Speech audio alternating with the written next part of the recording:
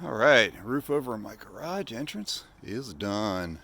Came out pretty good. I need a little bit of finesse yet on the ends of the pieces of sheet metal. Really excellent way to do that is to fold it under like this.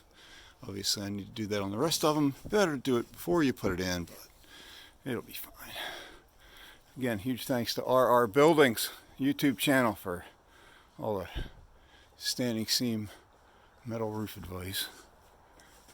I hear a woodpecker. Where is he? I don't see him. Oh, there he is.